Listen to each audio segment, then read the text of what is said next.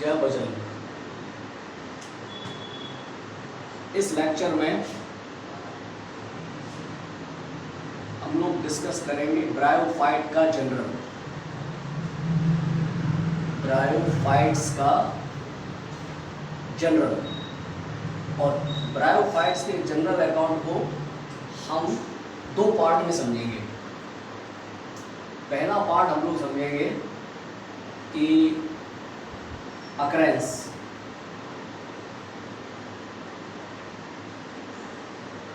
कि पाई कहा जाते हैं। तो सबसे पहले एक बात सुनो, ब्रायोफाइट जो बने हैं वो आपके एल्गी से इवॉल्व हुए हैं, एल्गी से निकल के ये ब्रायोफाइट बने हैं। इनकी बॉडी थैलस लाइक है तो इनकी भी बॉडी थैलस लाइक है।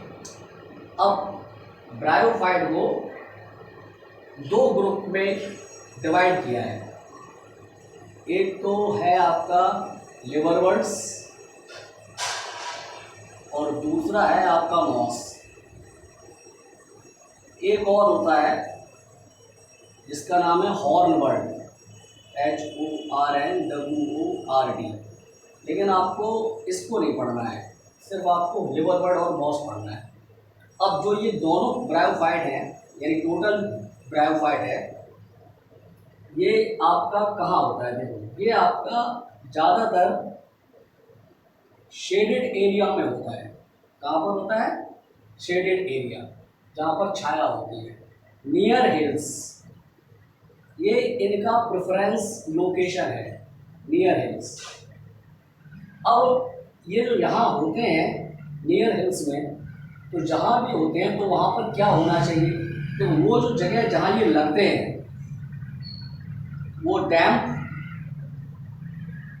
कीचड़ वाला, मॉइस्ट और ह्यूमिड कंडीशन होनी चाहिए।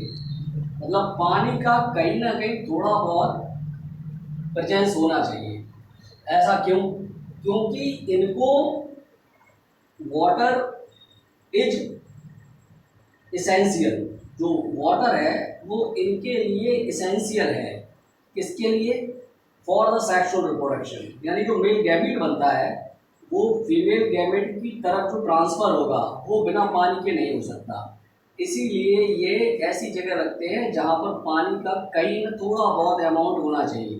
ठीक है, तो अब ये वैसे तो टेरेस्ट्रियल है, ये एरिया तो टेरेस्ट्रियल ही होता है, शेडेड एरिया, डैम्प वाइज, लेकिन पानी भी चाहिए।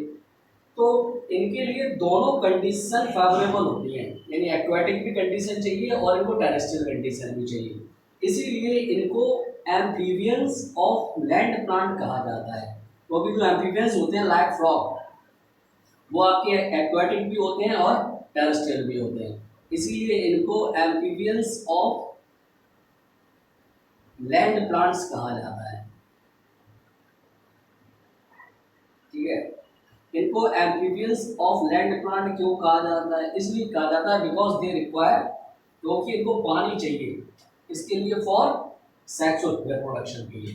तो ब्रायोफाइट के जनरल कैरेक्टर्स में एक तो मैं आपको ये बताया कि ये कहाँ होते हैं, क्या इनकी किस जगह पर होते हैं।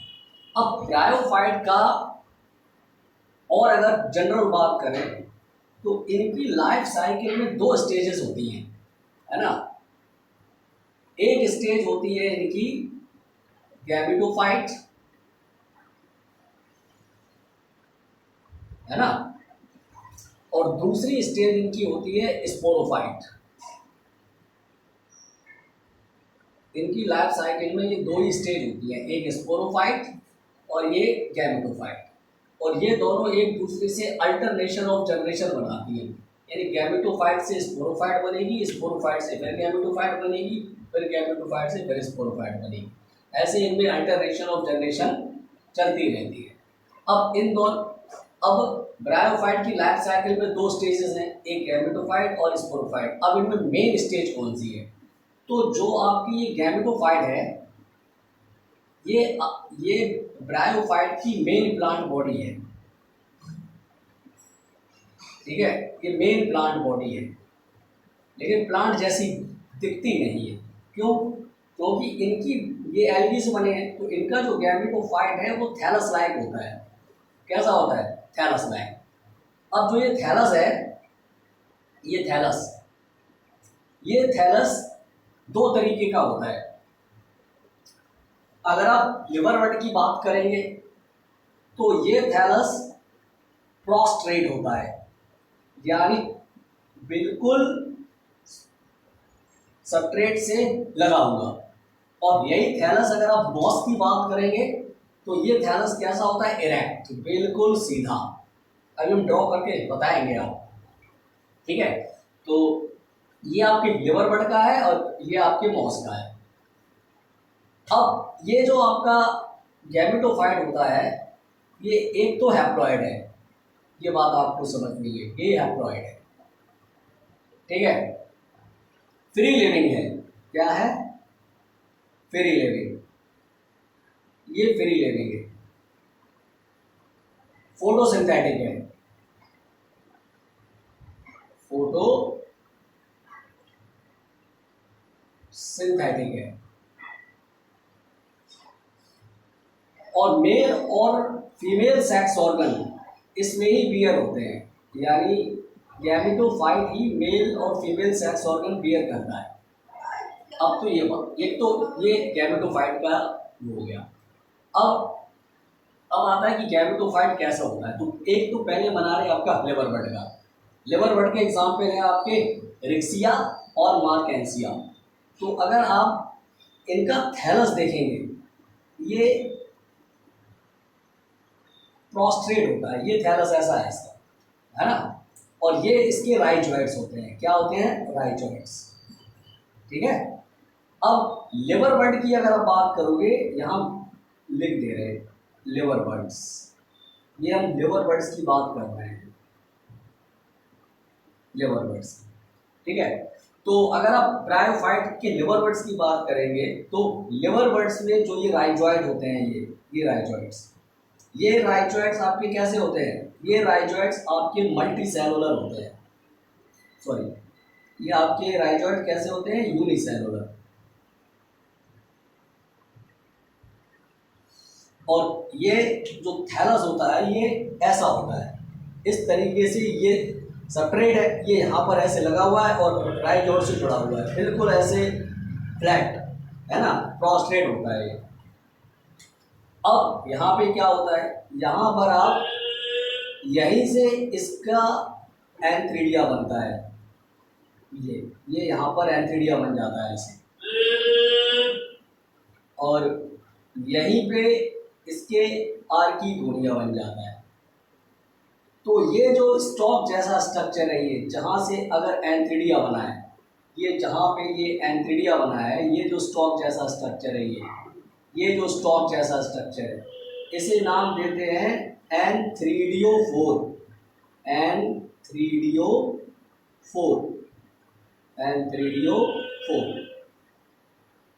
और इसे नाम देते हैं आर्कीगोनियोफोर,